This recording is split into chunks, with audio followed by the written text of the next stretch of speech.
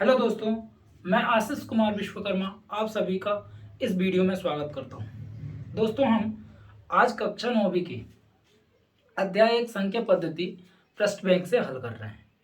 दोस्तों, आज हम सबसे पहले परिभाषाओं के बारे में और इस वीडियो में सूत्र के बारे में जानेंगे। दोस्तों, हम नेक्स्ट वीडियो में सही विकल्प को हल करेंगे। दोस्तों, पहले हम सर समीकरण और सूत्र को समझ लेते हैं और परिभाषाओं को जान लेते हैं। इसके बाद आपको आने वाले जो सही विकल्प हैं बहुत आराम से बन जाएंगे। आपको रटना नहीं है, समझना है, आपको बहुत अच्छे से समझ में आएगा। तो चलिए हम शुरू करते हैं। तो पहली परिभाषा है प्राकृत संख्या। प्राकृत संख्या की परिभाषा है जिन संख्याओं का प्रयोग वस्तुओं को गिनने के लिए किया जाता है उन्हें प्राकृत संख्या कहते हैं। जैसे हम वस्तुओं को गिनते हैं 1 2 3 4 5 6 7 8 9 10 11 12 अनंत तक संख्याएं, मतलब 1 से लेके अनंत तक की सभी संख्याएं क्या कहलाती हैं? प्राकृत संख्या, जिन्हें हम नेचुरल नंबर बोलते हैं और इसे हम n से व्यक्त करते हैं। तो जो भी संख्याएं है जिनका हम वस्तुओं को गिनने के लिए प्रयोग करते हैं 1 से लेके अनंत तक की संख्याएं होती हैं। तो ये सभी किसके अंतर्गत आती हैं? प्राकृत संख्याएं कहलाती हैं। अब दूसरी परिभाषा है पूर्ण संख्या। यदि हम प्राकृत संख्या क्या होती है? जो 1 से प्रारंभ होती है और कहां तक जाती है? अनंत तक। यदि हम उन प्राकृत संख्या में 0 को जोड़ दें, यानी 0 शामिल कर दें, तो वो क्या बन जाती है? पूर्ण संख्या। मतलब उन 0 शामिल करने पर वो उसको हम क्या बोल सकते हैं? पूर्ण संख्या। तो प्राकृत संख्या में 0 को शामिल करने पर पूर्ण संख्याओं का समूह बनता है। तो 0, अब हम 1 के आगे क्या लगा देंगे? 0। तो 0 से लेके अनंत तक की संख्याएं क्या कहलाएंगी? पूर्ण संख्याएं। और 1 से लेके अनंत तक की संख्याओं को हम क्या बोलेंगे? प्राकृत संख्या कहेंगे। अब तीसरी है पूर्णांक, जिसमें धनात्मक और ऋणात्मक दोनों प्रकार की संख्याएं हों। तो वे संख्याओं का ऐसा समुच्चय जिसमें धनात्मक एवं ऋणात्मक संख्या दोनों शामिल हो उन्हें पूर्णांक कहा जाता है।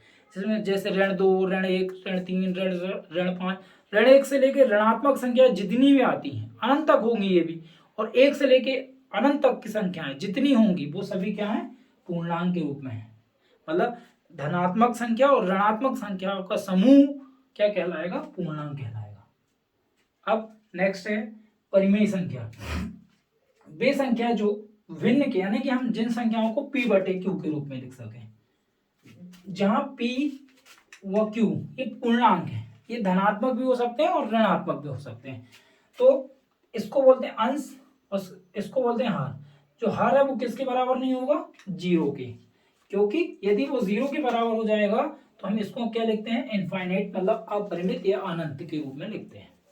तो अंश व हर को बटे के रूप में लिखने पर जो प्राप्त होती है संख्या उसे हम क्या बोलते हैं? परिमेय संख्या कहते हैं।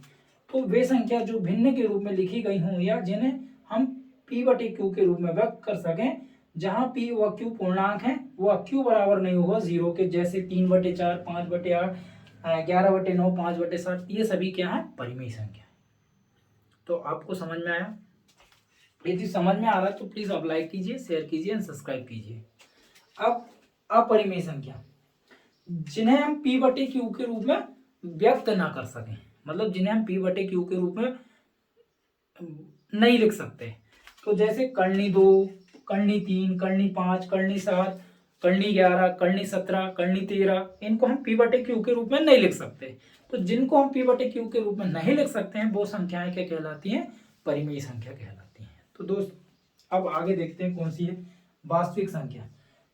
दोस्त, जिसमें परिमेय संख्या और अपरिमेय संख्या दोनों प्रकार की संख्याएं होती हैं, जिसमें परिमेय भी संख्या हो और जिसमें अपरिमेय संख्या हो, ऐसा समूह क्या कहलाएगा? वास्तविक संख्या। इसे हम रियल नंबर भी बोलते हैं, इसे r से व्यक्त करते हैं। जैसे कर्णी 2, कर्णी 3, डैश डैश 11 बटे 9, 5 बटे 7, ये सभी क्या है?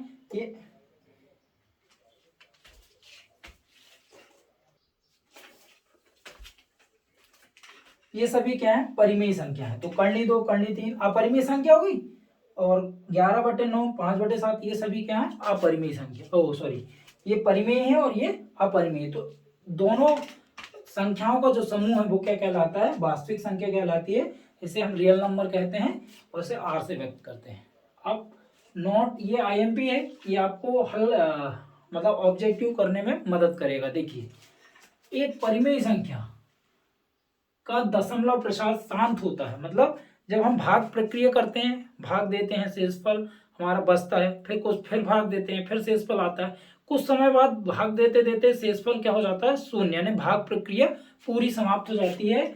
और तो उसका जो प्रसार होता है वो या तो शांत होता है या अनवसानी आवर्ती के रूप में होता है। मतलब एक परिमेय संख्या है, परिमेय संख्या जिन्हें हम p/q के रूप में लिख सकते हैं, जब उनको हम भाग देंगे, जैसे हम देखते हैं 3/4, यदि हम इसको भाग देके देखें, ये 3 और ये 4, अब यहाँ पे आप देखिए भाग नहीं जा रहा तो भाग नास्ते का शून्य दशमलव, 4 का पढ़ा ऐसा पढ़ना है कि 30 से आगे ना जाए, तो सचों के 28, कितने बार भाग गए, 7 बार, तो 10 में से कितना गए, 8, तो कितना बचा, 2, इसको घटाते हैं, भाग नहीं जा रहा, भाग नास्ते का शून्य, 5 के 20, तो कितना आया 0.075।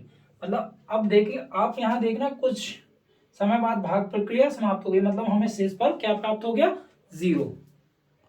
तो जब हम भाग देते हैं और हमें थोड़ी देर बाद शेषफल हमें शून्य प्राप्त हो जाए, तो इस प्रकार का प्रसार जो होता है शांत प्रसार होता है या अनवसानी आवर्ती के रूप में होता है, ये याद रखिएगा आप। और एक अपरिमेय संख्या का, आप जब अपरिमेय संख्या का भाग देते हैं तो उसकी भाग प्रक्रिया समाप्ति नहीं होती, मतलब शेषफल हमें कभी शून्य प्राप्त ही नहीं होगा। तो इस प्रकार का जो प्रसार होगा अनवसानी अनावर्ती के रूप में होता है। तो एक अपरिमेय संख्या का प्रसार कैसा होता है, अनवसानी अनावर्ती के रूप में होता है, मतलब उसका शेषफल हमें कभी शून्य प्राप्त हो ही नहीं सकता, भाग देते रहेंगे, हमें शेषफल शून्य प्राप्त होगा ही नहीं। अब क्या लिखा है, यदि ए एक परिमेय संख्या है, मान लो 2 एक परिमेय संख्या है, क्योंकि 2 क्यों परिमेय संख्या, जिसके तो जिसे हम p/q के रूप में व्यक्त कर रहे हैं, तो 2 एक परिमेय संख्या है। और मान लो कर्ली 2 एक अपरिमेय संख्या है। अब तो ए धन बी, यदि हम इनको जोड़ें, एक परिमेय संख्या और एक अपरिमेय संख्या को जोड़ने पर या घटाने पर हमें क्या प्राप्त होगी, अपरिमेय संख्या ही प्राप्त होगी। मतलब यदि हम एक परिमेय संख्या और एक अपरिमेय संख्या को जोड़ें या घटाएं तो भी हमें अपरिमेय संख्या प्राप्त होगी। ये विशेष तौर पे आप ध्यान रखें। यदि ए एक, मान लो 2 एक परिमेय संख्या और बी एक अपरिमेय संख्या, बी मान लो कर्ली 2 है। अब यदि हम इनका भाग भी करें या गुणा भी करें तो भी हमें क्या प्राप्त होगी, अपरिमेय संख्या ही प्राप्त होती है। तो यदि हम एक परिमेय संख्या और एक अपरिमेय संख्या का गुणा करें या भाग दें तो हमें अपरिमेय संख्या ही प्राप्त होगी। तो ये था हमारे 4 पॉइंट। अब हमारे आते हैं सूत्र। जैसे मान लो ए और बी कोई वास्तविक संख्याएं हैं, यानी कि पूर्णांक वास्तविक संख्या वो परिमेय भी हो सकती है और अपरिमेय। यदि मान लो ए का कर्णी के रूप में लिखा है, कर्णी के अंदर ए इंटू बी लिखा है, यदि हम इसको लिखना चाहें तो कर्णी के अंदर ए इंटू कर्णी के अंदर बी, मतलब अलग अलग कर्णी भी हम रूप में लिख सकते हैं। ठीक है दोस्तों, समझ में आ रहा।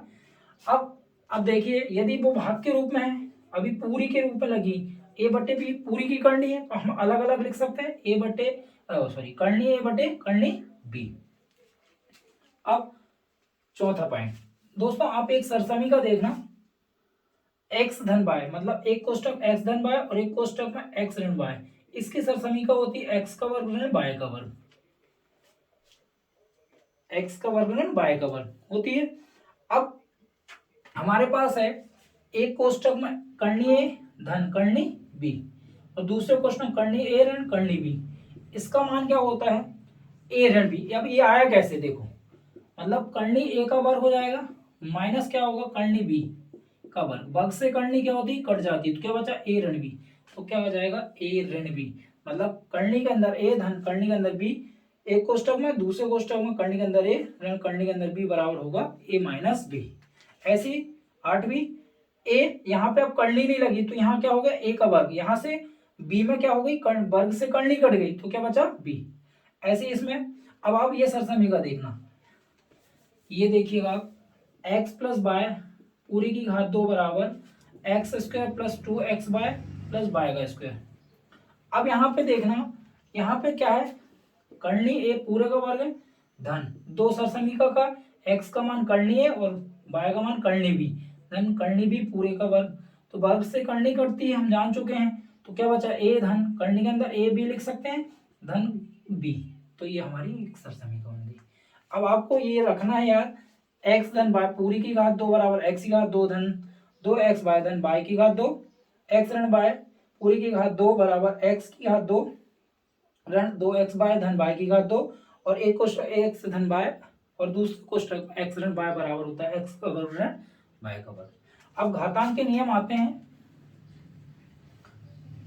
जैसे मान लो ये आधार है, आधार समान होने पर घातें जुड़ती हैं, मतलब गुणा में घातें जुड़ती है कब, जब आधार क्या होगा, समान होगा।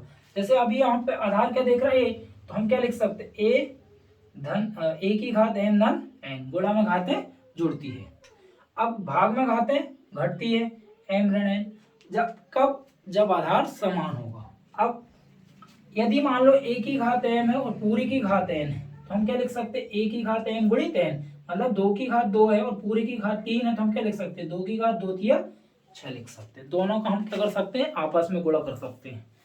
अब यदि आधार अलग अलग है और घात समान है, तो a की घात m इंटू b की घात m बराबर होगा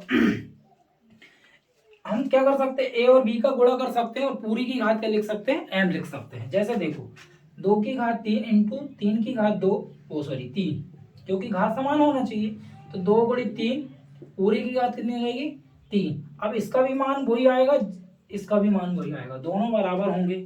अब यदि किसी की घात ऋणात्मक है तो हम उसको क्या लिख सकते हैं, 1/a की घात है। मान लो 5 की घात ऋण 1 है तो 1/5 लिख सकते हैं। यदि किसी की घात 0 है, यदि किसी की भी घात 0 हो जाए, 5 की घात 0 का मान क्या होगा 1, 100 की घात 0 का मान कितना हो जाएगा 1।